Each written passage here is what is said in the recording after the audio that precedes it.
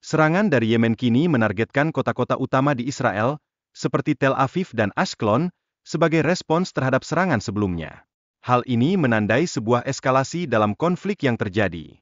Perubahan strategi Yemen, yang beralih dari menyerang kapal dagang ke mengincar armada militer Amerika, menunjukkan meningkatnya ambisi dan kapabilitas militer mereka di kawasan. Situasi ini jelas semakin tegang. Pernyataan pihak keamanan Israel yang mengungkapkan ketidakmampuan mereka menghadapi serangan ini mengindikasikan dampak psikologis dan strategis yang signifikan. Ini menumbuhkan ketakutan di kalangan penduduk setempat.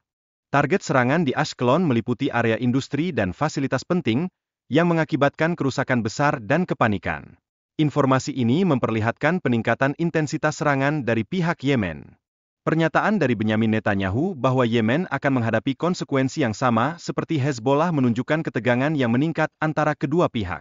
Namun, ada skeptisisme mengenai kemampuan Israel untuk menegakkan ancamannya.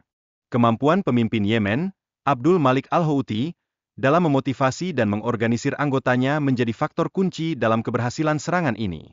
Hal ini menunjukkan bahwa moral dan semangat juang pasukan Yemen tetap tinggi.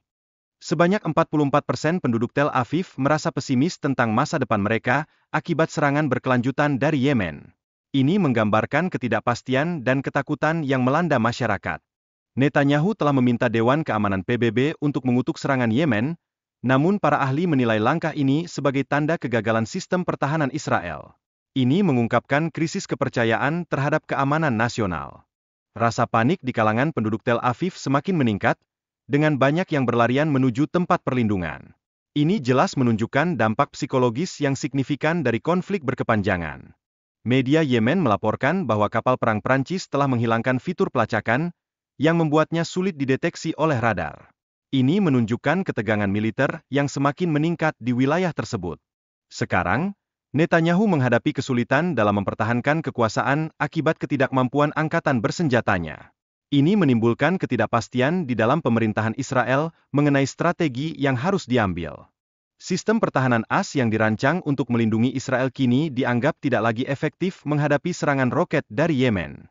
Ini memicu perdebatan internal di Tel Aviv tentang langkah-langkah selanjutnya yang perlu diambil.